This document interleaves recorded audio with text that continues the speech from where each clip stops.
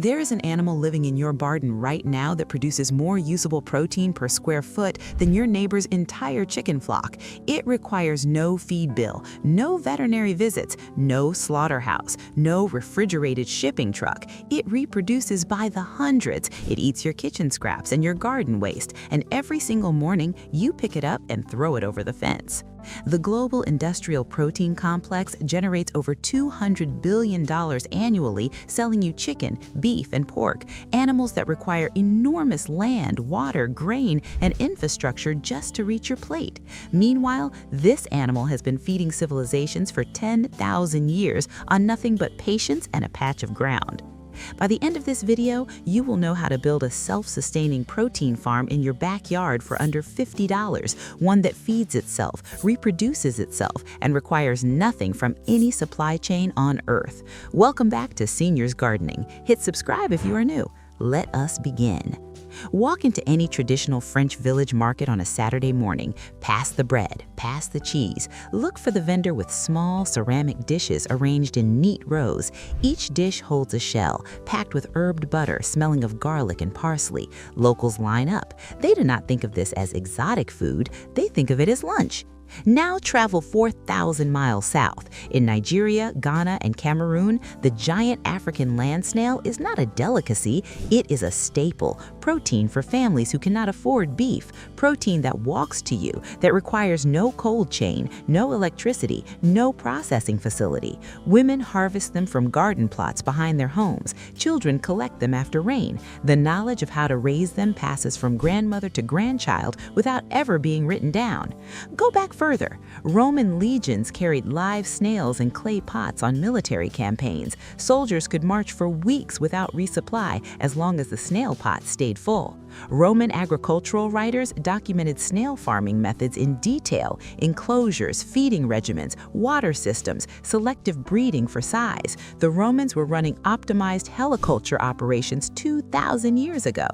In ancient Greece, snails appeared at every level of the food chain, from peasant tables to philosophical banquets. Archaeological excavations across Mediterranean sites consistently find snail shells in kitchen middens. Not occasional consumption, systematic, regular, multi-generational eating. 1 billion people across Europe, Africa, and Southeast Asia eat snails today, not as novelty, as nutrition. Here is the number that should stop you cold. To produce 1 kilogram of beef protein, a cow requires approximately 10 kilograms of feed grain, 15,000 liters of water, and roughly 20 square meters of land over its lifetime. To produce 1 kilogram of snail protein, you need less than 2 kilograms of feed, mostly vegetable scraps, less than 200 liters of water, and less than 1 square meter of enclosure space. Snails convert food into protein at a rate 3 to 4 times more efficiently than cattle. Their feed conversion ratio sits between 1.5 and 2.0. Beef cattle average 8. The comparison is not even close. Now consider what snails eat on a homestead. Lettuce leaves too tough to serve at the table, carrot tops, cabbage outer leaves, fallen fruit, corn husks. The material you currently throw into a compost pile or a trash can is a complete snail diet. Your waste stream becomes their food supply. Your food waste becomes your protein supply. The loop closes. The nutritional profile validates every century of human consumption. 100 grams of cooked snail delivers between 16 and 17 grams of protein. That rivals chicken breast. The fat content is low, under 2 grams per 100 grams.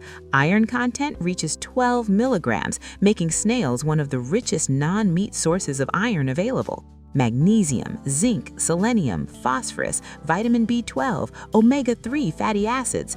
The nutritional density is not accidental. It is the result of 10,000 years of people knowing exactly what they were eating. So why does the average American homesteader not farm snails? The answer is not preference. It is engineering.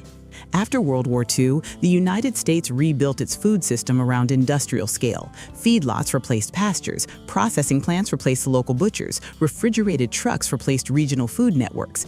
Every protein source that could not be industrialized, could not be centralized, could not be branded and sold in a supermarket package was systematically excluded from the American food consciousness. Snails cannot be factory farmed at meaningful scale. They are sensitive to stress, they require specific humidity, they do not perform well in industrial density environments. Every attempt to scale snail farming to feedlot proportions has failed. The animal resists industrialization by its biology.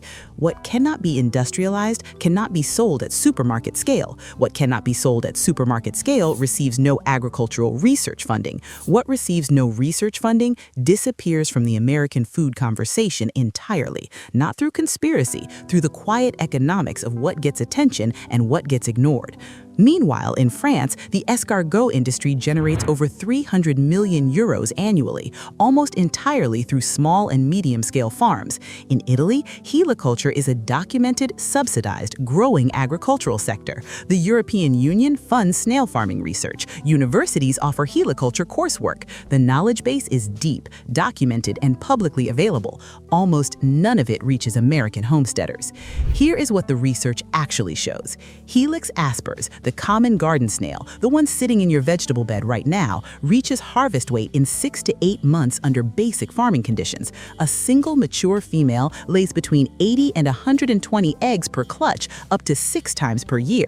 In practical terms, a starter colony of 20 snails produces a harvestable population within 1 growing season. Their immune system produces compounds that have drawn serious pharmaceutical attention. Snail mucin contains allantoin, a compound that accelerates cell regeneration and wound healing. It contains glycoprotein enzymes that clinical researchers have studied for antimicrobial properties. It contains natural hyaluronic acid, collagen-stimulating compounds, and antioxidants. The cosmetics industry already extracts and sells these compounds in premium skincare products at $50 to $80 per unit. The snail produces them for free. The farming setup itself requires almost nothing. Picture a 4 by 8 foot raised bed frame in your backyard. Line it with fine mesh on all sides and across the top to prevent escape. Add a layer of nutrient-rich soil 6 inches deep. Place flat pieces of wood, broken clay pots, or curved bark sections inside for shelter and hiding spots. Install a simple drip line or misting system on a timer.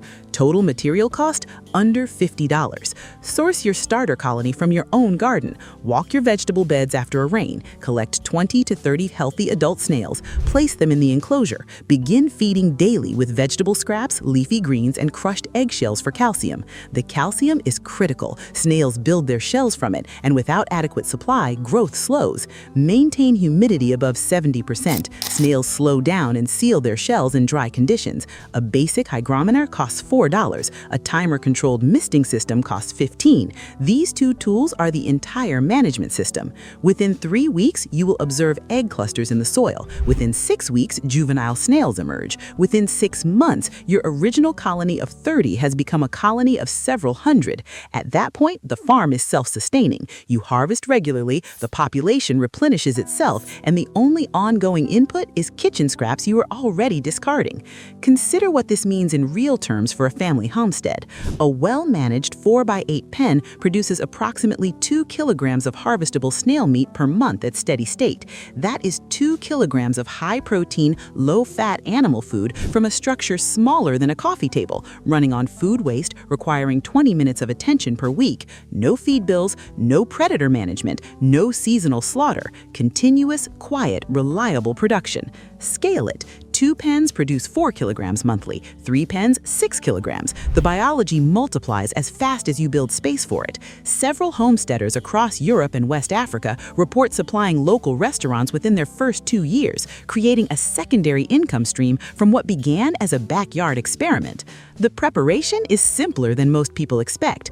Purging snails, the process of clearing their digestive systems before cooking, takes 48 hours on clean food like oats or cornmeal, then a saltwater rinse, then standard heat cooking. French preparations use butter, garlic, and herbs. West African preparations use tomato, pepper, and palm oil. Both traditions have refined these techniques across centuries. Both are completely achievable in a home kitchen. The animal in your garden is not a pest. It is infrastructure you have not yet activated.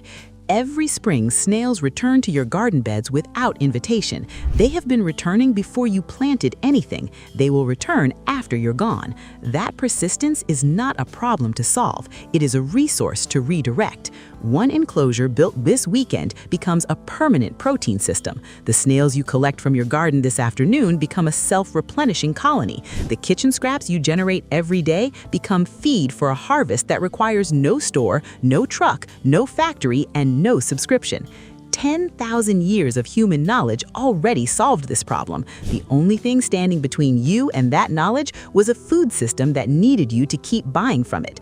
Build the pen, collect the snails, let the colony do the rest. Subscribe and watch the next video to discover more forgotten food systems hiding in plain sight.